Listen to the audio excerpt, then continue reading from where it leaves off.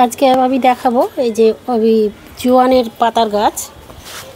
আমরা যে জোয়ান খাই সেই জোয়ান নয়, এটা অন্যরকম। পাতাটা একদম পুরো জোয়ানের গন্ধ, আর এটাকে অরিগানো বলে। এই গুঁড়োগুলো পিৎজা এবং পাস্তাতে দেয় আর কি, বেশিরভাগটাই। তো আমি আজকে অন্যভাবে এটাকে করব, পাতাগুলো নিয়ে। এবং এটা খুব সহজেই লাগানো যায়, একটা ডগা কেটে লাগিয়ে দিলেই হয়ে যাবে, কোনো আলাদা করে কেয়ার করতে হয় না, লাগিয়ে দিলেই হবে। তো চলুন আমি এই পাতা দিয়ে কি করব সেটা দেখাবো। এই যে পাতাগুলো তুলে নিলাম, এবার বেসন নিয়েছি আর এই একটু সুজি দিয়েছি। চালের আটা নেই আমার, সেই জন্যে সুজি দিয়েছি, হলুদ, লঙ্কা, জিরা সব গুঁড়ো দিয়ে দিয়েছি। দিয়ে এটা মিক্সড করব, করে গুলবো।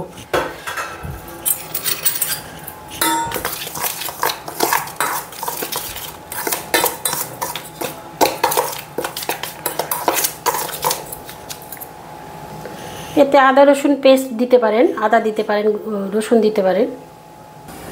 এবার কড়াইটাতে তেল দেব, সাদা তেল।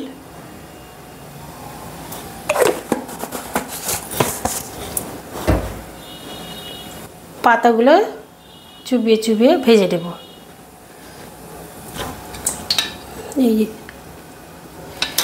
এভাবে চুবিয়ে চুবিয়ে ভেজে নেব, দারুণ টেস্টি লাগে।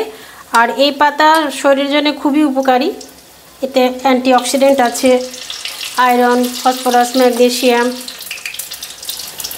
রোগ প্রতিরোধ করার ক্ষমতা আছে। আর এই গাছ লাগাতেও কোনো অসুবিধা নেই, একটু ডাল লাগালেই, কেটে লাগালেই হয়ে যায়, মরবে না সহজেই গাছ। সবাই বাড়িতে লাগাতে পারেন এটা। আমার তো অনেক দিন থেকে আছে আমার বাড়িতে।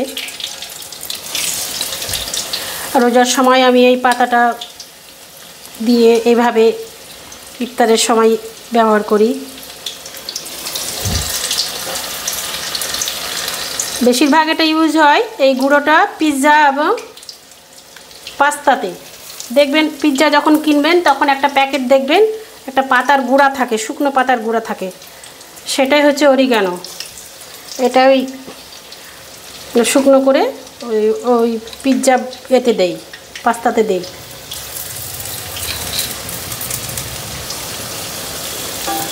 এটা ভাতের সাথেও খেতে পারেন।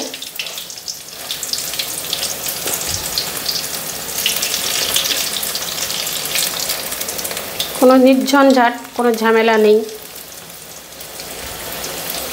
যে কোনো সময় ছাদ থেকে তুলে এনে বেসনে চুবিয়ে ভেজে নিতে পারেন।